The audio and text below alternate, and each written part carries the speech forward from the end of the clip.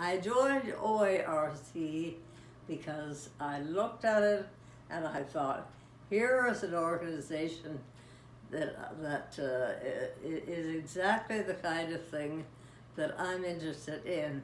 I want to see how things are run, and I want to see that I can do something about it to make it run better.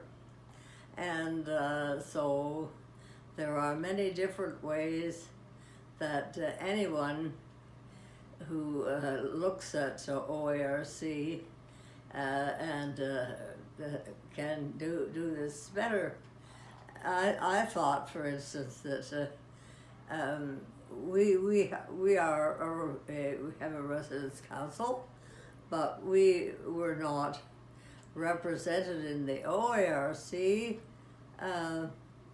because the very large organization is represented mostly by people from Ottawa and Toronto and places like that. And I wanted to see the smaller places like Kingston and the areas around here represented as well. So I stuck my nose in and talked about what we could do in this area that's very different than the things they're doing in Toronto and in Montreal. Now, I have 4 children who live in Toronto, so I know something about what's going on there, and I was born in Toronto and raised there, so but I find out that the relationships between the ordinary people in our retirement homes here are very different than they are in Toronto and in Ottawa, for that matter, and there are other places as well that are quite different. So that's my main focus, was that kind of thing, and I'm very happy that there are now members of OARC of nearby places here, and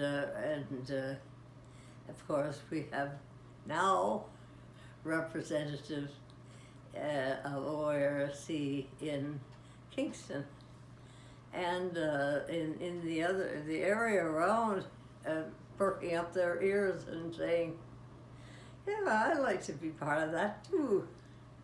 And that, I think, is very helpful and very constructive for the older person who lives in these homes, to have a voice and to think about things and the way they're run in their area.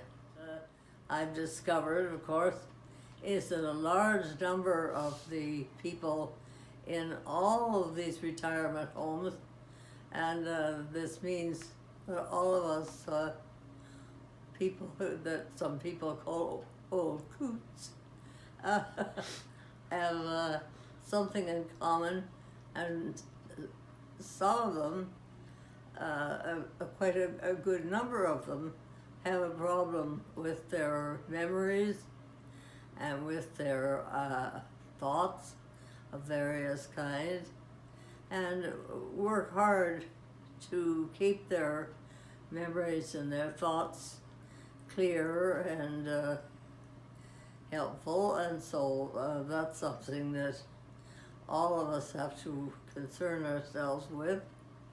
But those of us who still remember everything, or almost everything, want to help those that don't. And that is universal, I think, to all older people. Some have 100% memory, some have a very, very small one.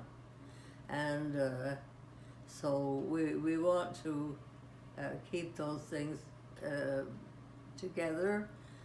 The other thing I think is very important to me is that elderly people have specific problems. Some of them have to do with their physical health, but the other with how much fun they're having in life. And this makes a difference. We all care very much about living a good life as we grow older, and how to do that is a tricky thing. To live a happy life and a amusing life, doing things that are fun, is not an easy thing to find out with elderly people, but we work at it, and we try to think of all the fun things that people our age can do, and sometimes it simply is a question of involving our names and our experiences, and when these things come up, I find that we sing old songs, for instance, that some of us have heard a long, long time ago, and we find that people who forget everything else, and suddenly you see big smiles on their faces, and responses of that kind, that makes me feel very happy that a little joy is put into people's lives that is difficult to put into it otherwise. It's not something that is physical. It's something that is simply a part of making people happy and living a different kind of life.